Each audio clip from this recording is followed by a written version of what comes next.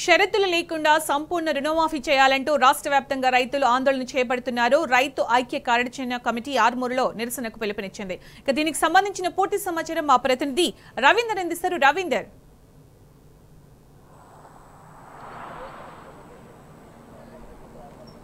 ఎలాంటి షరతులు లేకుండా ప్రభుత్వం సంపూర్ణ రుణమాఫీ చేయాలని డిమాండ్ చేస్తూ ఆర్మూర్ నియోజకవర్గ కేంద్రంలో 3 నియోజకవర్గాలకు సంబంధించిన రైతులు ఇవాళ నిరసన కార్యక్రమాలకు పిలుపునివ్వడం జరిగింది.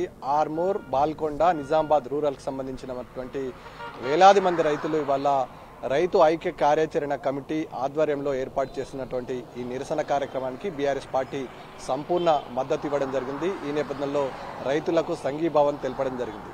గత 3 రోజుల క్రితం రైతు ఐక్య కార్యాచరణ కమిటీ ఏర్పాటు చేయడం జరిగింది. రైతులకు సంపూర్ణ రుణమాఫీ చేయాలి, ఎలాంటి షరతులు లేకుండా చేయాలని ప్రధానంగా డిమాండ్. ఎన్నికల సమయంలో రేవంత్ రెడ్డి రైతులకు ఇచ్చిన హామీలను నెరవేర్చాలని, రైతుల కోసం ఈపాటికే అనేక ఇబ్బందులు రైతులు ఎదుర్కొంటున్నారు. ఇబ్బందులు తీర్చడంతో పాటు పంట పెట్టుబడి సాయం, ఇతరత్ర రైతు బీమా వంటి సౌకర్యాలతో పాటు తక్షణమే ఎన్నికల మేనిఫెస్టోలో పెట్టిన హామీ మేరకు రుణమాఫీ చేయాలని ఇవాళ నిజామాబాద్ జిల్లాలో ఉన్నటువంటి రైతాంగం కదం తొక్కుతుంది. ఆర్మూర్కు రావడం జరుగుతుంది. వేలాదిగా మంది రైతులు వస్తారు.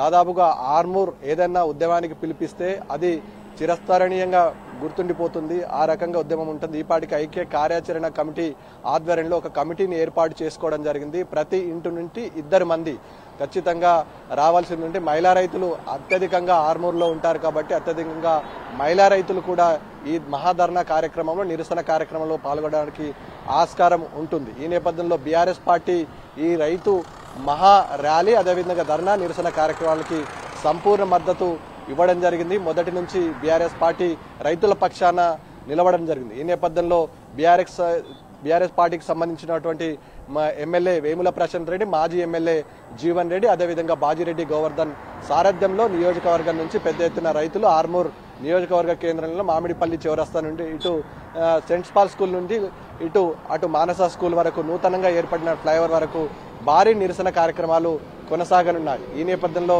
రైతులు ఈపాటికే వారి గ్రామాలలో వివిధ పనులు ముగించుకొని ఆర్మూర్ బాట పట్టినట్టుగా స్పష్టంగా కనబడుతుంది. ఈ నేపథ్యంలో రైతులకు ముందుగా పర్మిషన్ కోసం ప్రభుత్వానికి, అదేవిధంగా నగర పోలీస్ కమిషనర్కు, నిజామాబాద్ నగర పోలీస్ కమిషనర్కు రైతులు విజ్ఞప్తి చేశారు. అంటే 20వ తారీఖు రోజు మేము 24వ తారీఖు రోజు సమావేశాలు పెట్టుకుంటామని అనుమతి ఇవ్వాలని, మేము శాంతియుత వాతావరణంలోనే సభలు సమావేశాలు ఉంటాయి, ప్రభుత్వానికి మాకు చేసిన అన్యాయానికి పట్ల ప్రభుత్వానికి కనువింపు కలిగే విధంగా సామరస్యపూర్వకంగా ప్రశాంతమైన వాతావరణంలో ఒక కమిటీ ఏర్పాటు చేసుకున్నాము. ఆ కమిటీ ఆధ్వర్యంలో ఎలాంటి అవాంఛనీయ సంఘటనలు జరగకుండా మేము వాలంటీర్లుగా ఏర్పడి ఒక సమావేశం పెట్టుకుంటామని చెప్పింది. కానీ దాన్ని నిన్న సాయంత్రం వరకు ప్రభుత్వం కానీ పోలీస్ కమిషనర్ కానీ ఎలాంటి చర్యలు తీసుకోలేదు. పైగా నిన్న 3 గంటల పరిసర ప్రాంతాల్లో ఒక ఆర్డర్ రిలీజ్ చేయడం జరిగింది. నిజామాబాద్ పరిసర ప్రాంతాల్లో 144 సెక్షన్ అమల్లో ఉంటుంది, ప్రజలు ఎవరు గుమ్మిగూడకూడదు, అదేవిధంగా పోలీస్ యాక్ట్ పూర్తి స్థాయిలో అమలుగా ఉంటుందని చెప్పడం జరిగింది. ఈ నేపథ్యంలో ఇటు రైతులంతా ఆగ్రహం వ్యక్తం చేసిన సందర్భం స్పష్టంగా కనబడ్డది. ఈ నేపథ్యంలో రైతుల డిమాండ్, ఎట్టి పరిస్థితుల్లో మేము రేపు తలపెట్టినటువంటి ఈ యజ్ఞానికి మేమంతా వస్తాము, తప్పకుండా తరలి వస్తాము, రైతు మహాధర్నా కార్యక్రమం, అదేవిధంగా నిరసన కార్యక్రమాలని మేము విజయవంతం చేసి తీరుతామని రైతులు ప్రభుత్వానికి ఎట్టి పరిస్థితుల్లో, ప్రభుత్వం పెట్టే డిమాండ్లను ఎట్టి పరిస్థితుల్లో ఒప్పుకోలేని సందర్భం కూడా స్పష్టంగా కనబడదు. ఈ నేపథ్యంలో మళ్ళీ అదే పోలీస్ కమిషనర్ ఆంక్షలతో కూడినటువంటి కొన్ని అనుమతులు ఇవ్వడం జరిగింది. అనుమతులలో మీరు శాంతియుత వాతావరణంలో మాత్రమే నిరసన కార్యక్రమాలు చేపట్టాలి, ఎట్టి పరిస్థితుల్లో వివిధ కొన్ని లైన్స్ చేయడం జరిగింది, ఆ లైన్స్ కి అనుకూలంగానే మీరు నడుచుకోవాల్సింది ఉందని ఐక్య కార్యాచరణ కమిటీ సభ్యులతో సంతకాలు తీసుకున్న తర్వాతనే అనుమతి ఇవ్వడం. అంటే ఓవరాల్ గా ప్రభుత్వం చివరి వరకు రైతుల ఈ కార్యక్రమాన్ని అడ్డుకోవడానికి ప్రయత్నించింది.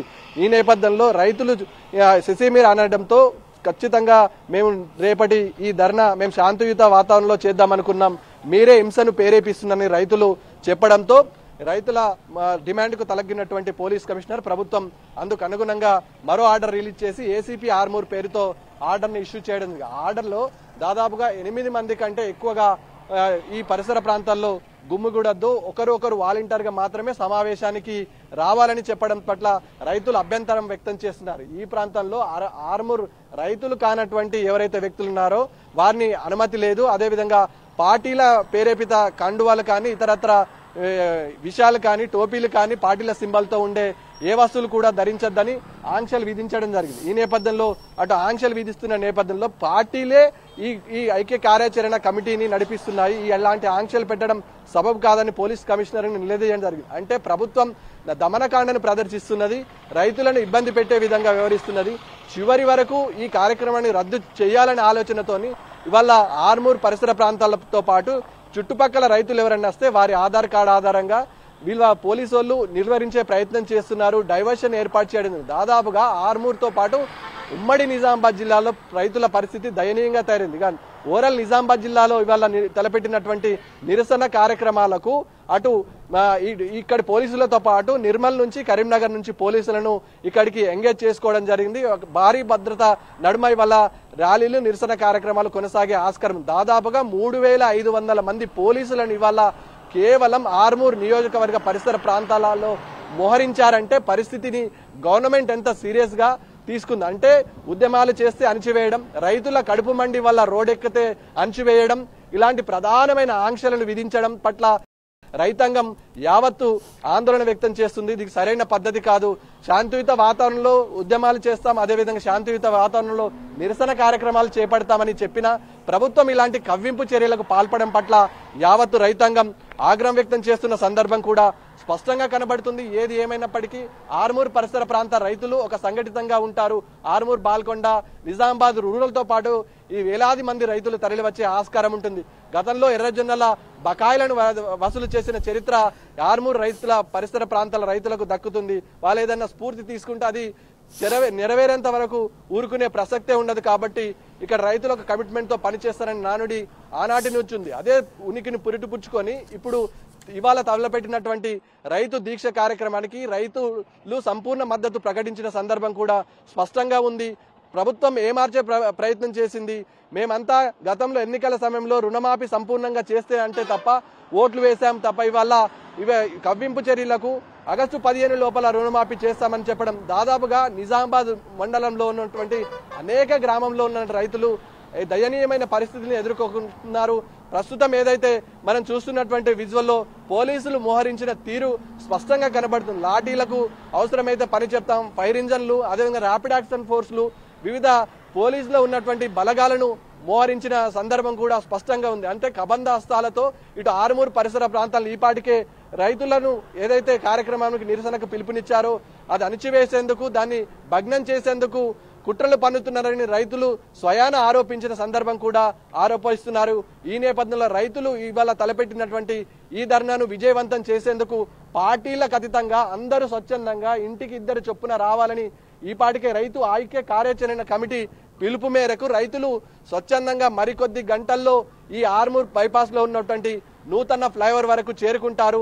అక్కడ నుంచి మా లయోలా కాలేజ్, అదేవిధంగా పక్కనున్నటువంటి సెంట్ పాల్ స్కూల్, అదేవిధంగా మానస స్కూల్ మీదుగా ర్యాలీ కొనసాగే ఆస్కారం ఉంటుంది. పెద్ద ఎత్తున నిరసన కార్యక్రమాలకు పిలుపునివ్వడం జరిగింది. ఈ దిగ్విజయం చేసేందుకు రైతాంగం అంతా కదం తొక్కే పరిస్థితి ఉంది. కొద్ది సేపట్లో ఆర్మూర్లో నిరసన కార్యక్రమాలు ప్రారంభం కాబోతున్నాయి. Vote studio. రైట్ రవీందర్.